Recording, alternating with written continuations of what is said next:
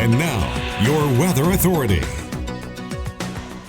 Well, welcome back, South Mississippi. Starting off today with show and tell, because as you heard earlier, it is the 20th anniversary of Hurricane Katrina moving in. It started at about 8:29 this morning, 29 years ago, and the next 8 hours after that caused quite a bit of issue that we are still dealing with. But I have my son Harold from the day after, so 20 years old tomorrow, managed to keep this and pretty much all the ones that came out that week.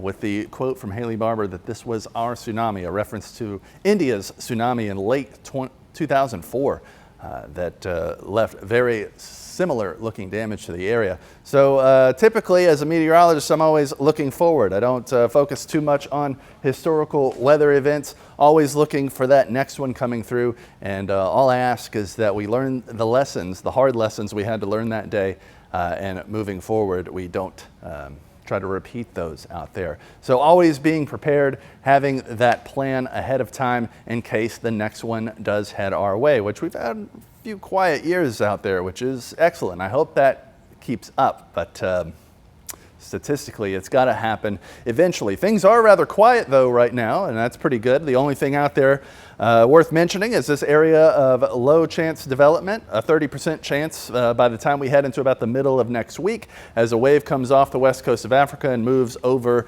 the eastern Atlantic, which up until now has been rather hostile for tropical development. A lot of dry air over there really keeping things tamped down, but that is starting to weaken and therefore you see the development chance. So still way too early to know what that one's going to do, but of course it will keep you updated right here on channel 25 WXXV. Looking outside right now though, it does look appropriately gray for the somber occasion, but you can see that it's not actively raining too much right now, or if it is, it's very light. And we've seen quite a bit of that, these patches of light shower activity, sometimes moderate shower activity, a couple of lightning indicators on the radar early today, but I expect today's going to be pretty cool. Struggling to get up into these low 80s thanks to that thick cloud cover and the continuous rain-cooled air spreading out. So kind of off to a damp start to the day, but more rain does lie ahead. Bumped it up to about a 50% chance, kind of picking up on that moisture moving in a bit earlier than expected late last night, bringing that one significant storm over in the Hancock County area,